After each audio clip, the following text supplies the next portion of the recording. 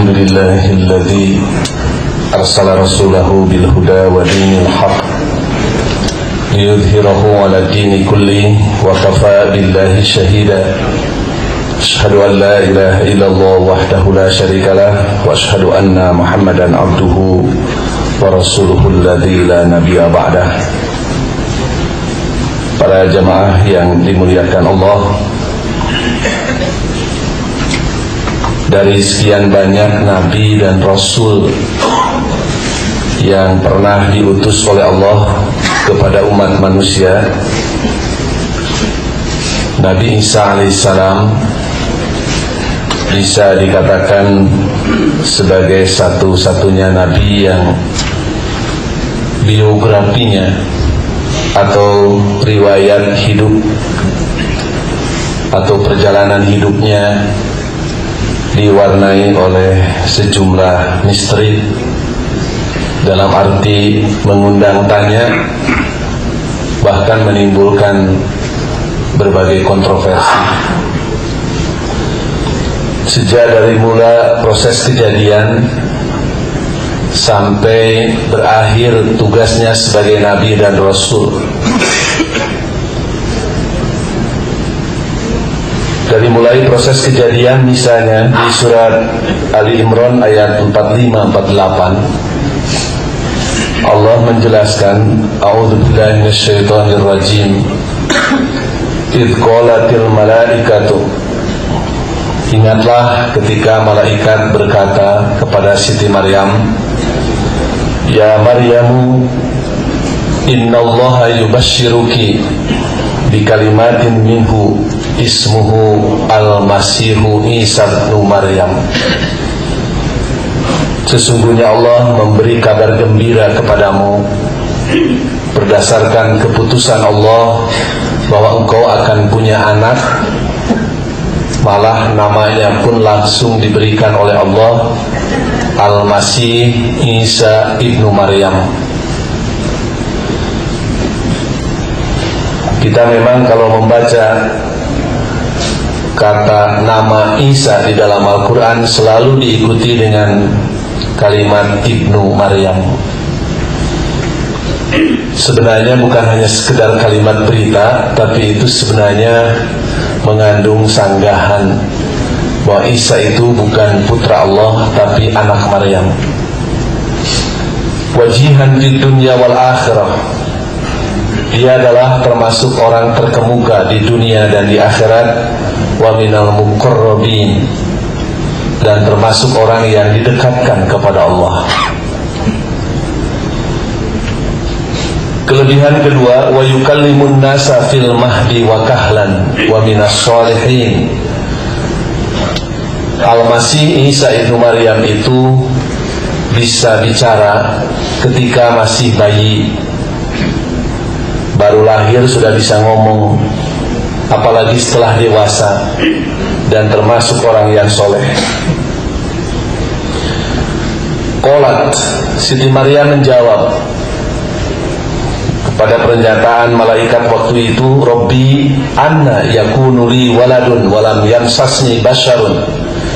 Ya Allah, bagaimana mungkin saya punya anak padahal saya belum disentuh lelaki, belum menikah.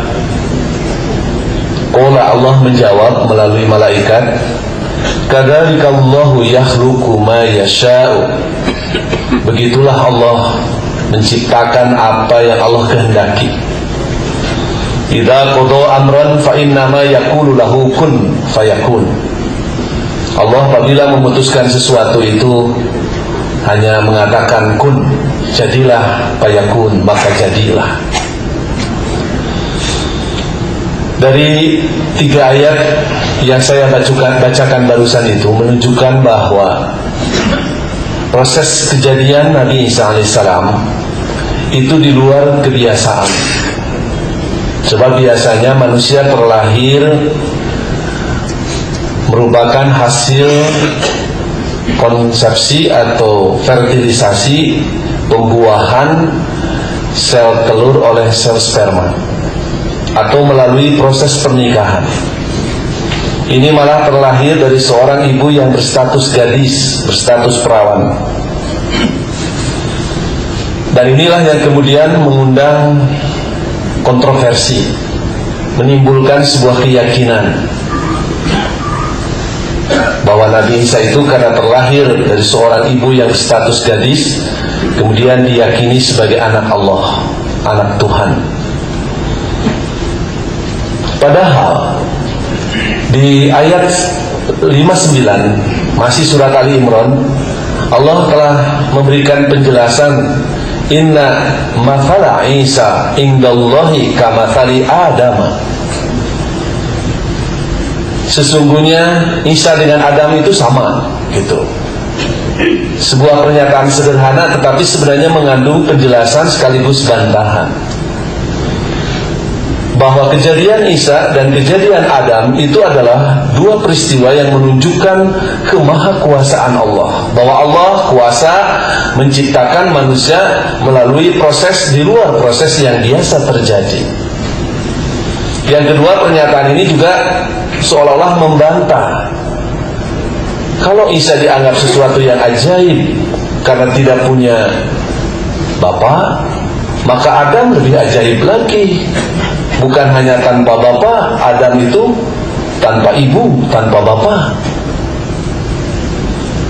Malah kalau kita baca kitab suci mereka, kitab Bible, di kitab Ibrani 7 ayat 2-3, ada kalimat begini, Melkisedek, tapi mungkin ini bukan saudaranya Rashid Sidek dari Malaysia,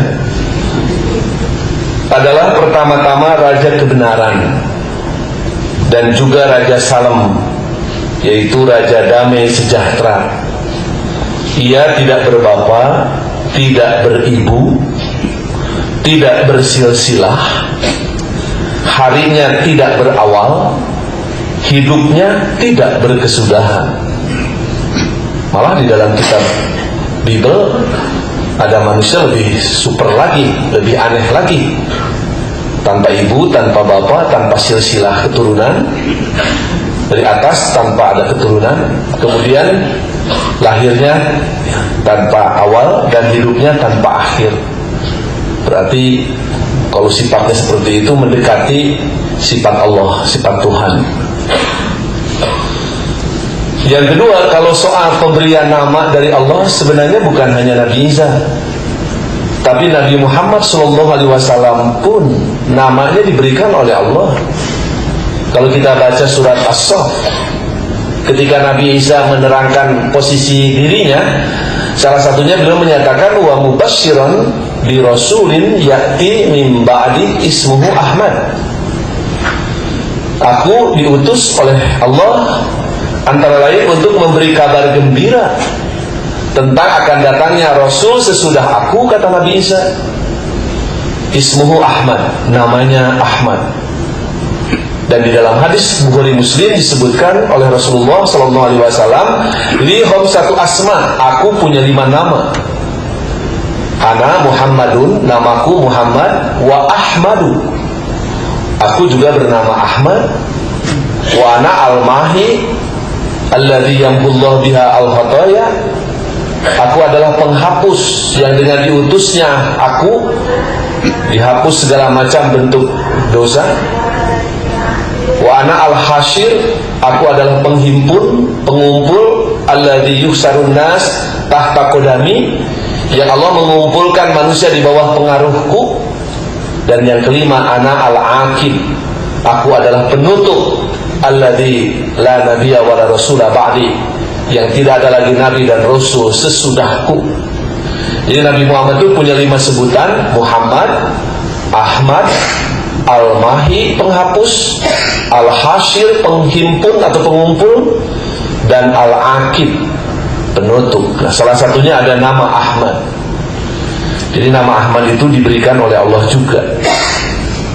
Demikian juga persoalan bayi Isa yang masih baru lahir sudah bisa bicara, itu dijelaskan di surat Maryam dari ayat 27-33. Ketika Siti Maryam melahirkan bayi Isa Al-Masih itu, Kemudian bayi itu dibawa ke tengah-tengah masyarakat Bani Israel. Masyarakat Bani Israel sangat kecewa dan marah karena dianggap Siti Maryam ini telah melakukan pelacuran, hamil di luar nikah. Kemudian Siti Maryam tidak menjawab, Pak Asyarat ilaihi, malah menunjuk kepada bayi ini. Soal penjelasannya siapa bayi ini silahkan tanya bayi yang saya gendong ini. Qalu, Bani Israel berkata, kaifa nukallimu man kana fil mahdi sabiyya? Bagaimana mungkin kami bisa ngomong dengan bayi yang baru lahir? Qala, ternyata Isa yang baru lahir itu berkata, menjelaskan kepada Bani Israel, ini Abdullah, aku ini adalah hamba Allah. Atanil kitaba, Allah akan memberi kepadaku Alkitab, yang kemudian dikenal dengan Injil itu.